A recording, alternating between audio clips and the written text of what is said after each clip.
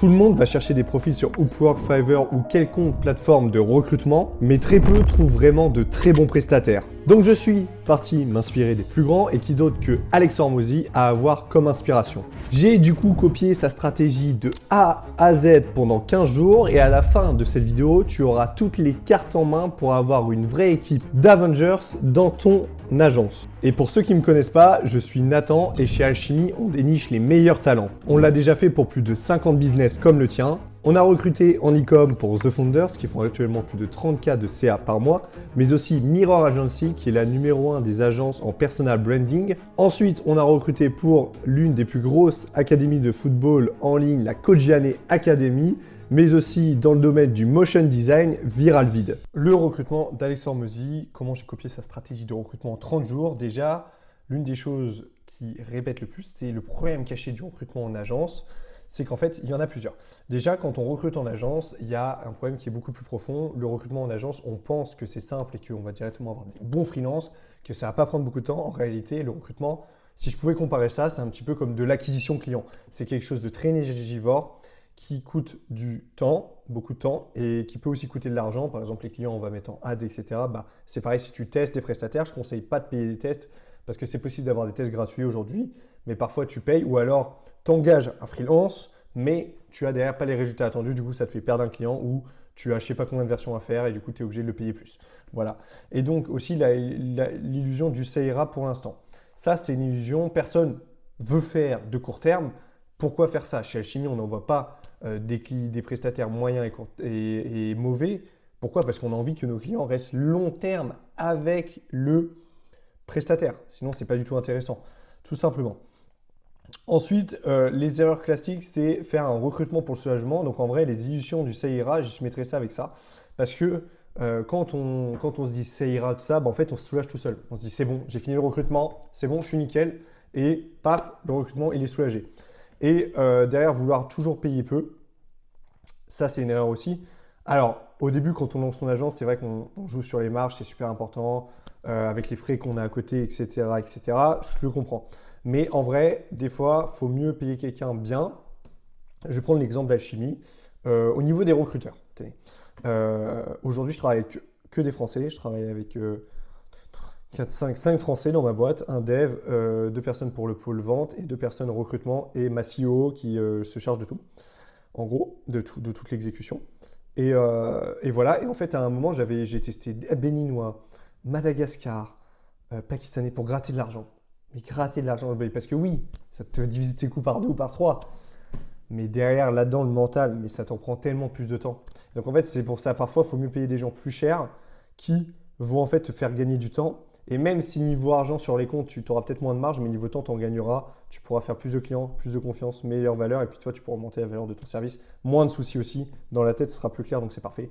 Chercher des exécutants, erreur classique. Tu cherches juste quelqu'un puis il peut copier-coller. Je sais que ça se fait beaucoup. Par exemple, dans Motion Design, tu donnes une vidéo de 10 secondes en Motion Design à quelqu'un, il peut faire la même vidéo en réalité. Par contre, tu demandes d'un brief de partir de zéro sans exemple ou genre très peu d'exemples, faut vraiment que la personne puisse l'exécuter et être le directeur artistique de ça. C'est super important. Aussi qui propose des solutions, pas avoir qu'un exécutant, avoir quelqu'un qui propose. Les coûts invisibles du mauvais recrutement, donc c'est le temps mental consommé, c'est ce que je dis. Moi, par exemple, à travailler avec mes Français chez Alchemy, alors j'ai des Français dans ma team, pour les clients aussi j'ai des Français, mais je travaille aussi avec beaucoup d'étrangers, beaucoup, de tous les pays pour du long terme. Il y a des très bons prestataires. D'ailleurs, si ça vous intéresse, vous avez le lien dans la bio pour prendre un appel avec moi. Mais en gros, ça prend tout simplement du temps mental consommé, c'est fou. Parce que là encore tout à l'heure, j'avais un client qui me disait « Ouais Nathan, la miniature, elle n'est pas prête. Là, maintenant, tout de suite, la version, comment ça se fait que ça prend un jour à chaque fois, tout ça ?» C'est moi derrière qui vais voir le miniature, enfin du coup c'est pas moi, mais ma team qui va voir le minimaker, tac, tac, tac, tac, tac, tac. Et ça fait son chemin et du coup c'est du temps mental consommé. C'est du stress client parce que ça affecte la satisfaction client. Tu as une étiquette au-dessus de toi, paf, ok, freelance en retard, son agence est en retard. Et tu as perte de crédibilité, nuire à la réputation de l'entreprise. Ça c'est vraiment super important. Donc voilà. Micromanagement aussi, ça sert à rien d'être tout le temps sur les réduire l'autonomie et confiance, je vous promets. Je l'ai fait à un moment, ça sert à rien d'être tout le temps sur les côtes de son freelance. Ça va juste ralentir le process, l'énerver et il va sentir que vous ne pouvez pas avoir confiance en lui et ça va l'énerver. C'est hors de question, il ne faut pas faire ça du tout. Ensuite, du coup, la révélation, pensez le recrutement comme une acquisition. Ça, c'est ce que dit Alex Hormozy. Pensez le recrutement plus loin qu'un simple recrutement. Pensez le recrutement comme de l'acquisition. Pensez qu'en gros, ton recrutement va te faire gagner des clients. Donc en fait, transformer le recrutement en acquisition de clients, c'est simple. Le recrutement traditionnel, c'est les processus réactifs et inefficaces, comme on les connaît. Voilà. Et en gros, le déclic, ce que dit Alex Hormozy, c'est adopter une mentalité d'acquisition. Qu'avec ce prestataire-là, comme j'ai dit, on va gagner X clients. Donc, appliquer des stratégies, parallèles clients, appliquer les stratégies d'acquisition client. L'acquisition client, processus procréatif et actif. En gros, ton prestataire, s'il est très bon, son travail va refléter tellement des bonnes choses, tellement qu'ils vont se projeter, tout ça, que en fait, ça va refléter tellement bien ton travail que ça va se vendre tout seul. Et aussi, ton prestataire peut te faire, les travaux peuvent tout simplement servir à te vendre. Tu as un éditeur qui fait tes vidéos YouTube, tu lui envoies un setting.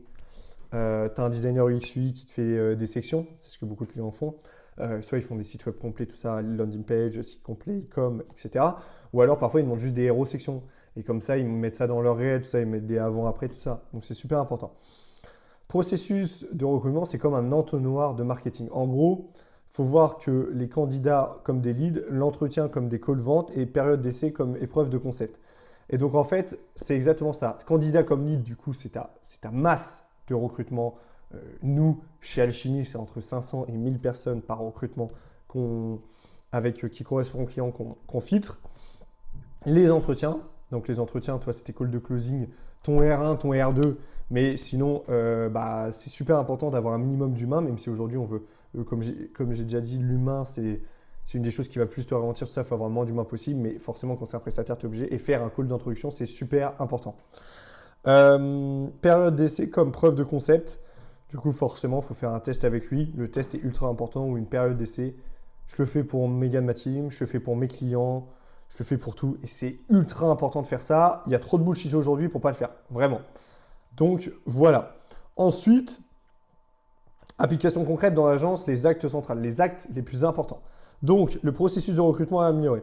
Candidat potentiel, donc forcément, c'est comme un entonnoir, faut savoir le nombre de candidats que vous allez avoir sur le marché, même en fonction des métiers, tous les métiers. Quand on veut dire des mini-makers sur le marché, faut pas chercher loin, mais il y en a tellement des mini-makers. Après, des très bons. Le top 1%, forcément, c'est autre chose. Les éditeurs, mais sur le marché, vous êtes inondés. Mais construction du pipeline, séparation des rôles, qualification. Donc, il faut vraiment qu'en fait, votre recrutement fasse ça. Vraiment que ça commence. Vous allez faire du recrutement de masse. Aujourd'hui, faire du recrutement, pour moi, c'est contre-productif. Aller chercher que la bonne personne, uniquement la bonne personne. Aussi, beaucoup de croyances limitantes. Pas légitime à faire du recrutement parce que j'ai 0 abonné sur mon compte. Non, mais Nathan, je vais attendre que j'ai 20, 30, 40 personnes dans ma base de données avant de les envoyer à test. À quoi ça sert? Envoie-les en test. Il y en a, ils vont pas te répondre dans tous les cas. Il y en a, ils vont pas respecter les deadlines, tu vas les dégager. Il y en a, ils vont en faire des mauvais tests. De toute façon, tu sais très bien que sur les 10 tests que tu vas envoyer, tu vas en avoir que 1 ou 2 de bons. Sinon, ce serait simple le recrutement. Même pas 1 ou 2 qui te conviennent. Qu'est-ce que tu t'embêtes d'avoir forcément 40 personnes pour gérer plein de tests d'un coup? Envoie-les direct, stop aux croyances limitantes. Aussi sur le recrutement, c'est fou le nombre de croyances limitantes qu'il y a. C'est impressionnant. Pareil, Upwork, c'est la meilleure plateforme du monde, tout ça. Et en fait, ça t'empêche d'avoir des candidats potentiels. Ça t'empêche ça, tout simplement. Ça t'empêche d'avoir un maximum de candidats. Mais Upwork, oui, c'est une bonne plateforme. Alors, il y a des contraintes, le contrat, etc. Oui, mais arrête de voir que par Upwork. Donc, devrions-nous filtrer sur l'attitude ou la compétence lors du recrutement? Les deux.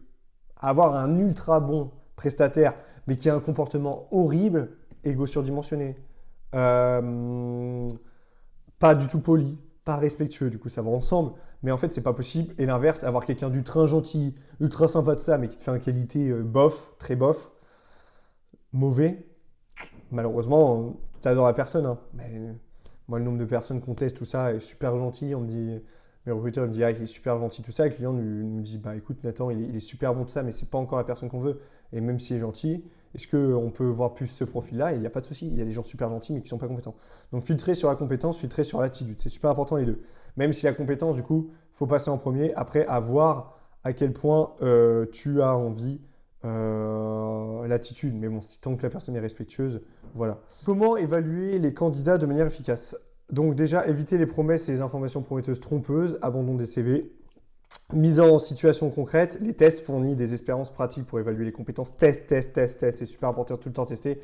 Observer les comportements, les deadlines. Est-ce qu'il est respectueux? Comme je dis, c'est tout le temps la même chose. C'est portfolio là. Hop, c'est compliqué d'écrire, mais en gros, c'est portfolio. Là, ça va être test. Et donc là, c'est un petit peu lié parce que du coup, vous allez mettre deadline là.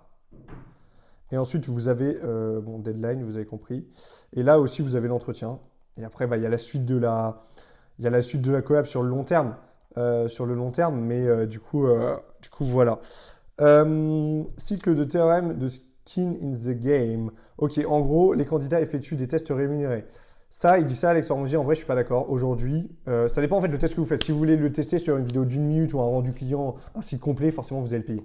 Par contre, si vous allez le mettre sur du test de 10 secondes,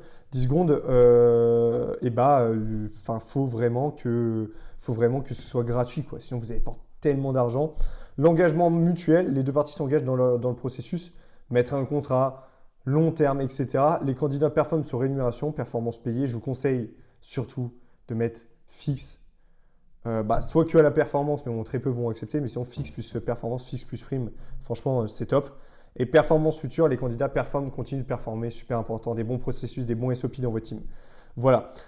Stratégie de TLRS 0 à la médiocrité. Décision rapide, agir rapidement pour éliminer la médiocrité.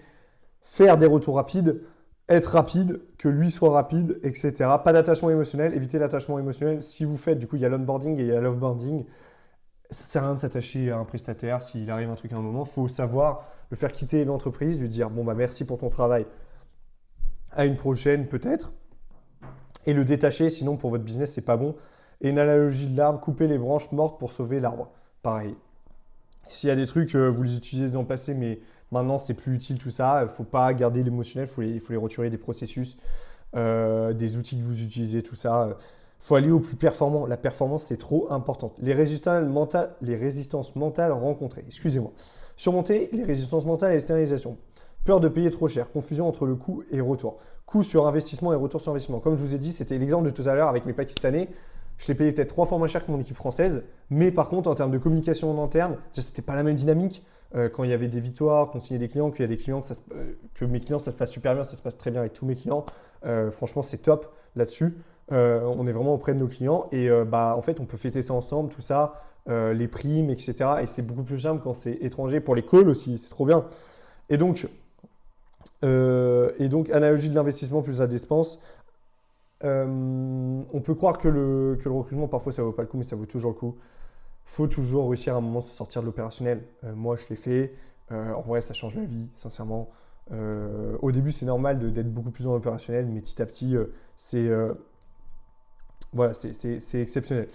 Donc, la peur de déléguer un obstacle à la croissance. Déjà, celle-là, ultra importante, le syndrome du fondateur. Le fondateur veut tout faire. Moi, j'avais ça au début. Je pensais que j'étais en recrutement créatif, je pensais que c'était le meilleur à faire, tout ça. J'étais le meilleur. J'ai vite déchanté quand j'ai fait mes premiers SOP que j'ai voulu déléguer pour le faire avec moi. Je fais mes premiers SOP, puis en fait, mes teams qui faisaient ça full time, parce que moi, je faisais le marketing, gérer les clients, je faisais la relation client, donc j'étais pas tout le temps dans le recrutement. Je faisais ça full time, et puis en fait, j'ai remarqué qu'ils faisaient aussi bien que moi, en fait, vu que j'ai donné ma valeur, que je leur faisais des retours, tout ça. Donc voilà. Déléguer l'exécution pour garder la vision. Donc ça, c'est super important. En gros, le syndrome de l'imposteur, vous pouvez déléguer. Juste, il faut quand même être un expert dans son domaine. Je t'ai dit récemment sur Instagram, il faut être un expert dans son domaine pour moi, mais pas forcément savoir faire sur le terrain, mais avoir la vision, savoir comment faire pour tes clients dans le setting closing, c'est ultra important. La valeur que tu vas donner aux gens sur Internet et aussi les retours que tu vas faire à ton prestataire. Voilà. Peur de perdre le contrôle. Le fondateur craint de perdre le contrôle. En réalité, j'ai envie de te dire, ton prestataire, il ne va pas trouver les clients tout seul. Hein. Donc, c'est toi qui vas porter forcément c'est toujours toi qui auras le contrôle. Et déléguer l'exécution pour garder la vision. Tu gardes toujours la vision. Ça, c'est super important. C'est ce que je disais. Garder la vision. Mais après, tu peux déléguer l'exécution. Il n'y a aucun souci pour ça. Les résultats observés. Donc, voilà. Résultats opérationnels après l'application. Une fois que tu mets tout ça en place et que tu enlèves toutes tes croyances limitantes, comme quoi tu ne trouveras pas, que tu fais du recrutement de masse, que tu ne payes pas de test, que la personne t'essaye de trouver quelqu'un qui te correspond vraiment, même si ça met plus de temps. plutôt que juste un simple exécutant, et bah forcément derrière vient les résultats, tu as de la fluidité dans la delivery. Dites-vous aujourd'hui, mes prestataires, c'est même eux qui mettent en place les process quand on veut travailler ensemble. Vous vous rendez compte? C'est plus moi qui donne les process, c'est eux qui les mettent en place. Ils me font des Airtable, ils me font des Loom. Dites-vous ça. Pourquoi? Parce que j'ai trouvé les bonnes personnes. C'est exceptionnel. Ensuite, moins de friction en interne, forcément. Si vous mettez les primes en place, si le process est clair, si vous avez la bonne personne, s'il y a une bonne communication, il n'y aura pas de friction en interne et une meilleure qualité perçue. C'est ça, moi mes clients, c'est toujours comme ça. En motion design, je te rapporte des gens exceptionnels. Forcément, derrière, la qualité de leur service, au début, ils ne vendent pas très cher parce qu'ils commencent l'entrepreneuriat, ils ne veulent pas trop pricer cher. Petit à petit, ils augmentent les prix. Ils ont des clients, ils ont de la demande, ils repassent par moi pour avoir un autre motion designer. D'ailleurs, si c'est votre cas, n'hésitez pas à prendre un appel avec moi dans la bio. Mais c'est pour ça, c'est juste exceptionnel. Il faut savoir que la plupart de mes clients repassent par moi pour du recrutement. Parce que, de toute façon, c'est donnant-donnant. Si vous recrutez avec nous et que ça marche, ça marchera. Forcément, si derrière vous arrivez bien à vendre, et forcément vous allez avoir besoin de recruter et vous allez repasser par nous pour recruter. Et ça, c'est juste exceptionnel. Pour nous comme pour vous, vous gagnez du temps, vous avez directement un bon prestat, vous pouvez pricer plus haut vos prix. Et puis forcément, moi, c'est mon business. Et donc, je suis heureux de vous accompagner. Et ça fait travailler mes teams, tout ça. Donc voilà. Principaux résultats mentaux de recrutement basés sur l'acquisition. La charge mentale réduite. Forcément, si tu fais tout, si tu es cuisinier et tu n'as pas de serveur, tu n'as pas de personnes qui te livrent la nourriture le matin à 5 heures pour faire ta livraison de la semaine, etc. et que tu fais tout, forcément, ta charge mentale est énorme. Alors que si tu commences à déléguer, c'est parfait. Clarté stratégique. En vrai, on ne se rend pas compte, mais quand on commence à prendre une vision vraiment du dessus, que même quand tu as un CEO qui gère l'opérationnel, que tu as ton équipe de vente, ça, en fait, tu sais exactement où sont les upsells, où est-ce que tu vas aller plus haut. Et ça, franchement, c'est pas mal. Et du coup, forcément, ta posture de CEO renforcée. Aujourd'hui, je peux me permettre de lancer plusieurs business. C'est la réalité des choses. Je peux me permettre de faire plusieurs choses. Voilà, parce que bah, forcément, j'ai une vue du dessus. Et voilà, par contre, je suis toujours autant dans ma team, tout ça, à donner tout ça. Mais juste, les personnes qui sont avec moi sont ultra bonnes présentes dans leur domaine. On est présent pour les clients, je suis présent pour mes clients. Le processus est super bien, tout ça. Ça se vend un petit pain, tout le monde vient. Et parce que du coup, tu as une posture de CEO qui est renforcée, tu ne prends que les bonnes décisions et ça te libère du temps, ce qu'on a tous envie. En réalité aussi, il faut le dire, ça libère du temps. Résultat business de l'acquisition client, capacité accrue, la capacité de l'agence à gérer plus de clients.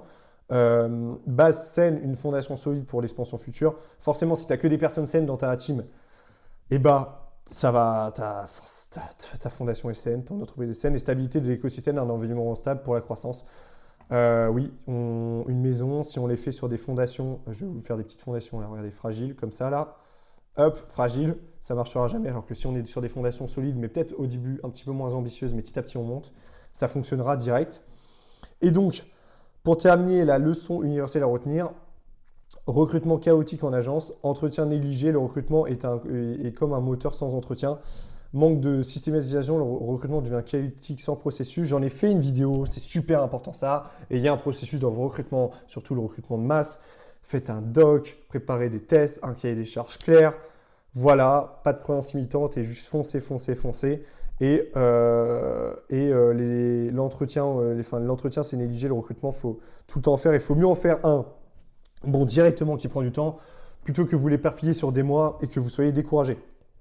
Voilà, une équipe limitée freine la croissance et le potentiel de l'agence. Je ne vous mens pas aujourd'hui, si j'avais des mauvaises personnes à chaque partie de mon agence ou des personnes fragiles, mon agence ne pourrait pas tourner tout seul aujourd'hui.